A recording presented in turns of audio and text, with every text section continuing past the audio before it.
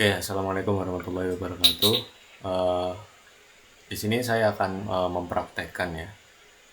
Ini guna untuk memenuhi praktikum dari mata kuliah Big Data dengan dosen pengampu Pak Abdul Hadi ya. Jadi ini study case-nya adalah web crawling. Jadi saya melakukan web crawling atau scraping ya. Jadi kita mengkoleksi data dari website ini ya. Koleksi data dari website ini dengan cara menggunakan Python ya. Oke, kita mungkin langsung aja ke prakteknya. Untuk yang pertama, saya sudah siapkan kodenya lebih dahulu ya, daripada kelamaan ngetik. Oke, yang pertama kita akan menggunakan library Beautiful Soup. Kita akan menggunakan library yang wajib juga, request, terus kita import Beautiful Soup-nya dari library BS4 ya. Sama kita mengimport pandas dan time ya. Ini time ini juga penting, soalnya kalau kita request di web untuk scraping data nggak ada jedanya, nanti dikira serangan DDoS ya. Di IP kita bisa ke blokir gitu. Nah, untuk studi kasus yang pertama kita akan menggunakan studi kasus Codes to Scrape ini ya, karena ini cocok banget untuk scraping ya, latihan scraping. Nah, cara scraping itu sendiri kita akan mengambil data ya berdasarkan elemen HTML-nya. Nah, kalau kalian nggak tahu cara buka elemen HTML, kita bisa Ctrl Shift I, ya. Ctrl Shift I atau klik kanan inspect. Nah, untuk biar lebih gampangnya kita tahu data mana yang kita scrape, kita pakai yang namanya select element ya pada inspect elemennya. Terus kita misalnya kita mau nge-scrape code-nya. Ini kan kelihatan nih, kelasnya adalah span dan elemennya adalah span, kelasnya adalah text. Gitu.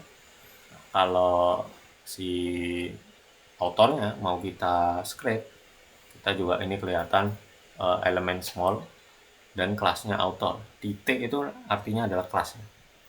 Terus textnya tag ya. Tag ini anchor tag ya, pakai elemen anchor tag dan kelasnya ini tag ya. Ya, kurang lebih kayak gitu.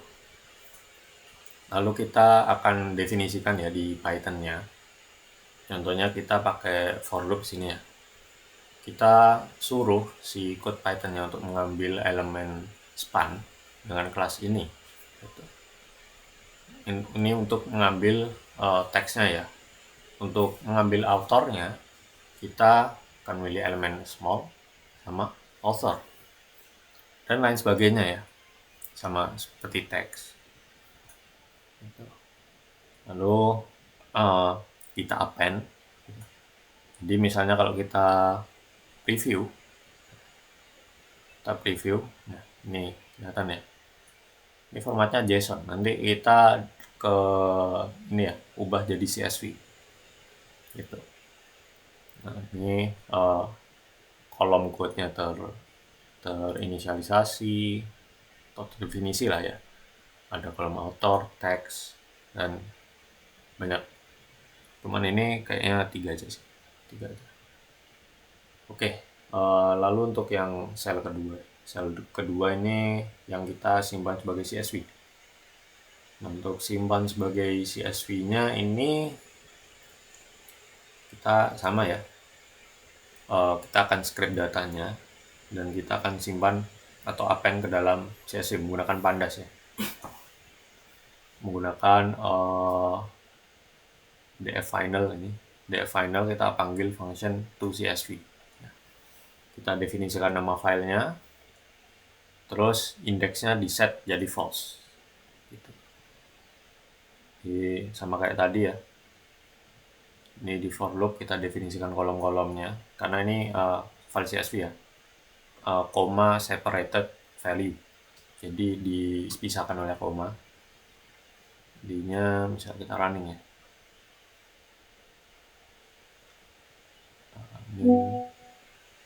nah kita running, quotes-nya ready ya. Ngeceknya di mana? Kalau di Google Collector sendiri kita device ya. Kecuali kalian run ini di lokal. Kalian bisa download, terus save. Nah, oke. Lalu untuk yang study case satunya, saya mungkin milih studi kasus untuk scraping YouTube komen ya, karena menurut saya lebih gampang aja. Cuman walaupun gampang, ini agak tricky. Trikinya adalah cara dapat API key-nya. Jadi kalau misalnya kita scrape top komennya gitu misalnya, kita akan di YouTube comments itu ada yang namanya top comment sama reply ya. Contohnya search YouTube, bentar, remote story. Nah,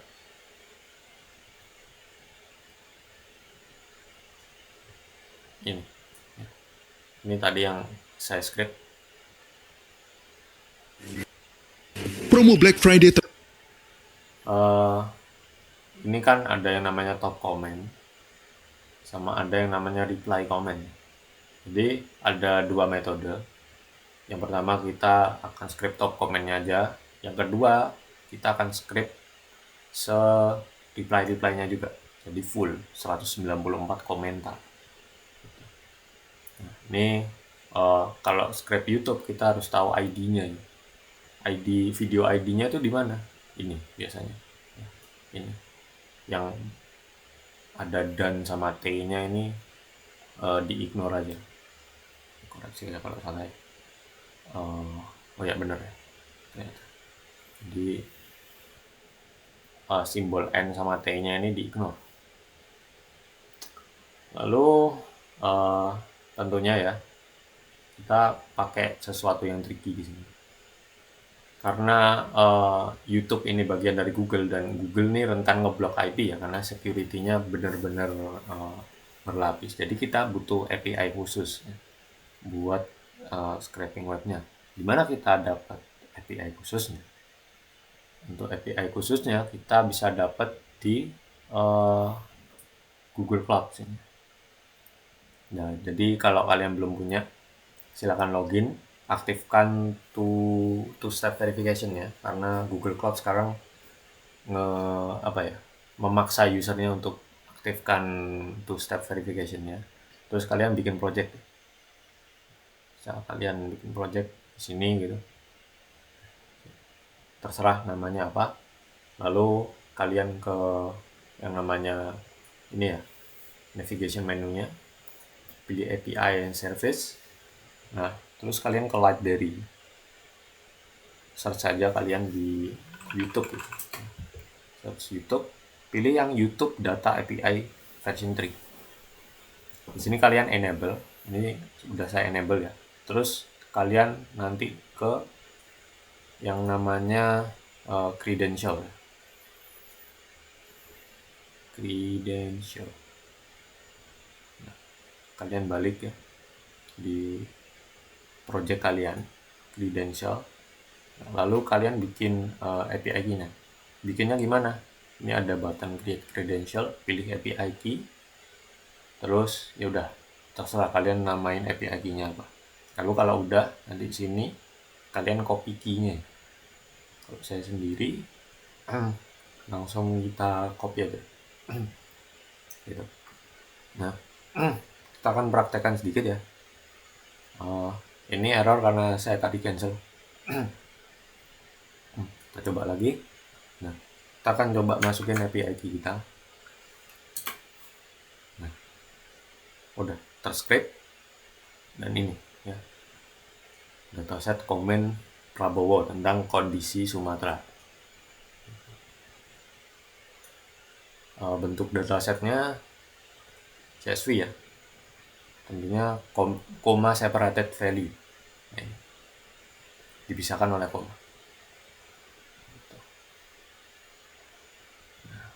Oke, lalu ini yang script top comment sama reply ya. Kalau saya jelasin codingannya sedikit ya, sebenarnya konsepnya sama.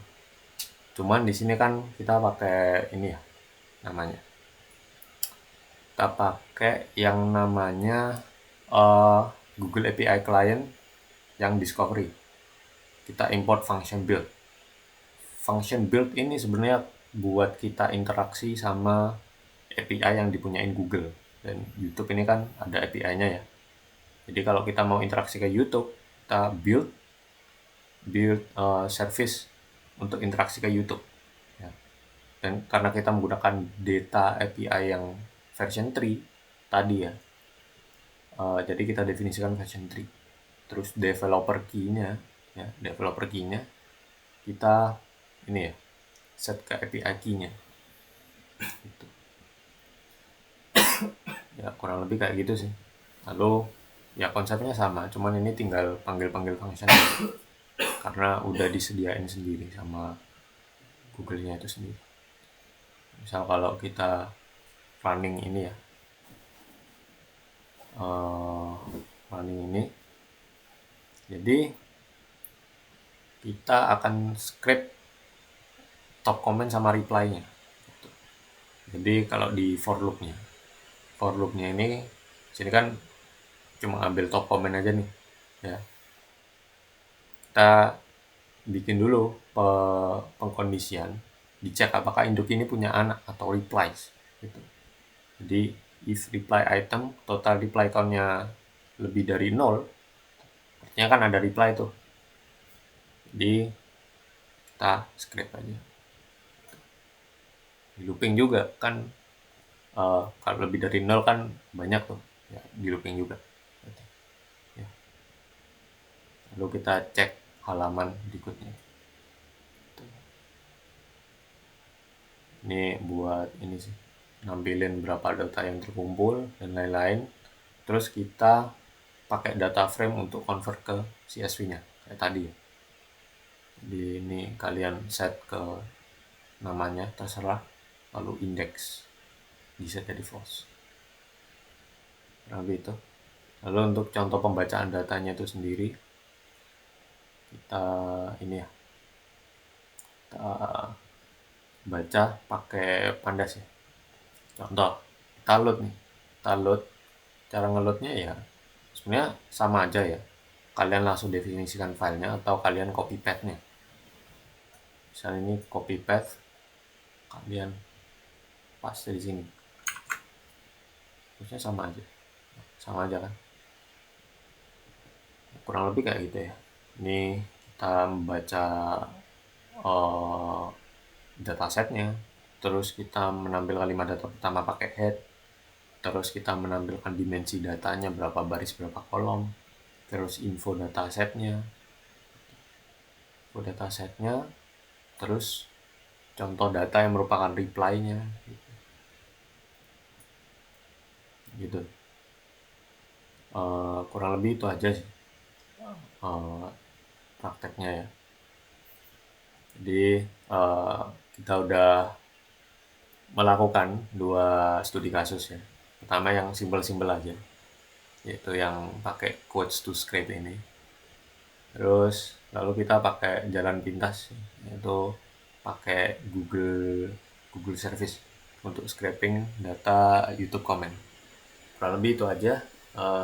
Mungkin kalau ada yang lebih ngerti atau bisa mengkoreksi saya, ya tolong koreksi saya di kolom komentar.